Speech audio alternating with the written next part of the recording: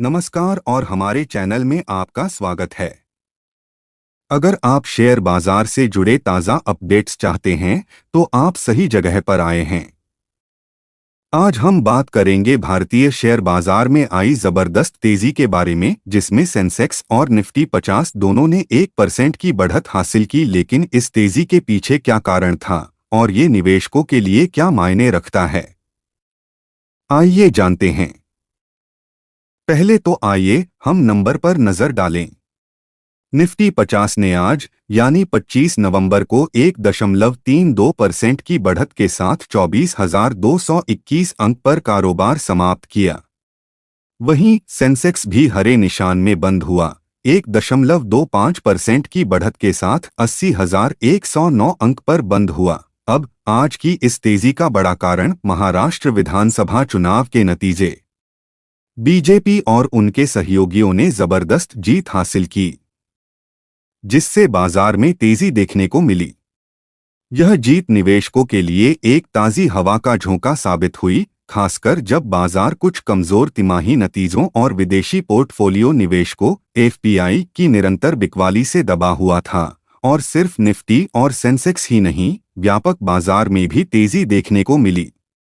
Nifty mid cap 100 index में 61% की बढ़त दर्ज की गई, जो 55,900 अंक पर बंद हुआ। वहीं निफ्टी स्मॉल कैप 100 इंडेक्स ने भी 2.03% की बढ़त के साथ 18,115 अंक पर कारोबार समाप्त किया। आज की इस तेजी के साथ बीएसई लिस्टेड कंपनियों का कुल बाजार पूंजीकरण 440 लाख करोड़ रुपए तक पहुंच गया, यानी 7 लाख करोड़ रुपए का इजाफा हुआ, जो कल के 433 लाख रुपए करोड़ के मुकाबले है।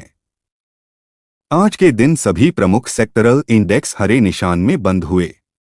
पीएसयू सेक्टर में सबसे ज्यादा तेजी रही। निफ्टी पीएसयू बैंक इंडेक्स में 4.09% की बढ़त आई। इसके अलावा Nifty oil gas, infra, energy और बैंक निफ्टी जैसे सेक्टर्स ने भी 1.7% से 3% तक की बढ़त दर्ज की। अगर हम व्यक्तिगत स्टॉक्स की बात करें तो निफ्टी 50 के 50 में से 42 स्टॉक्स आज हरे निशान में बंद हुए। सबसे बड़ी बढ़त ओएनजीसी को मिली, जो 5.1% ऊपर गई।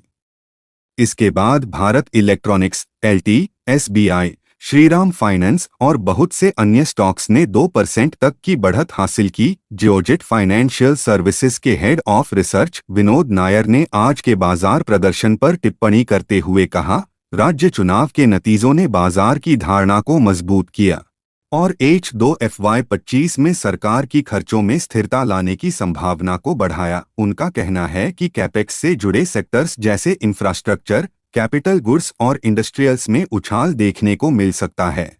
अब इस अहम जीत के बाद विश्लेषक अनुमान लगा रहे हैं कि केंद्र सरकार का ध्यान कैपेक्स में वृद्धि पर केंद्रित होगा, खासकर जब सरकार के कैपेक्स लक्ष्य FY 2025 के तहत पूरे नहीं हो पाए हैं। सरकार के कई महत्वपूर्ण प्रोजेक्ट्स की गति तेज होने की संभावना है। अब जबकि पिछले 2 महीनों में बाजार में कुछ सुधार देखा गया था, मोतीलाल ओसवाल का मानना है कि इस सुधार के बाद स्टॉक्स अब आकर्षक वैल्यूएशन पर हैं। उनका मानना है कि यह एक मिनी रिस्कॉन रैली की शुरुआत हो सकती है। मोतीलाल ओसवाल ने कुछ सेक्टर्स पर ध्यान केंद्रित करने की सलाह दी है, जैसे BFSI, capital goods, real estate, IT और हेल्थ केयर। इन सेक्टर्स को सरकार की बढ़ी हुई खर्चों और ग्रामीण मांग में सुधार से फायदा हो सकता है, खासकर अच्छे मानसून और आगामी शादी के सीजन की वजह से।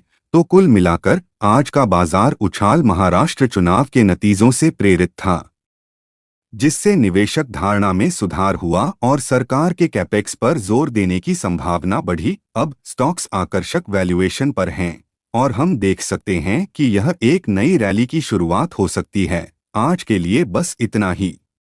अगर आपको यह वीडियो पसंद आया हो तो लाइक बटन दबाएं, अपने दोस्तों के साथ शेयर करें और हमारे चैनल को सब्सक्राइब करना न भूलें ताकि आपको और भी अपडेट्स मिल सकें।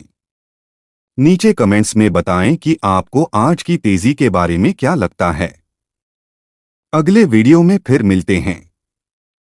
ध्यान रखें और शुभ निवेश।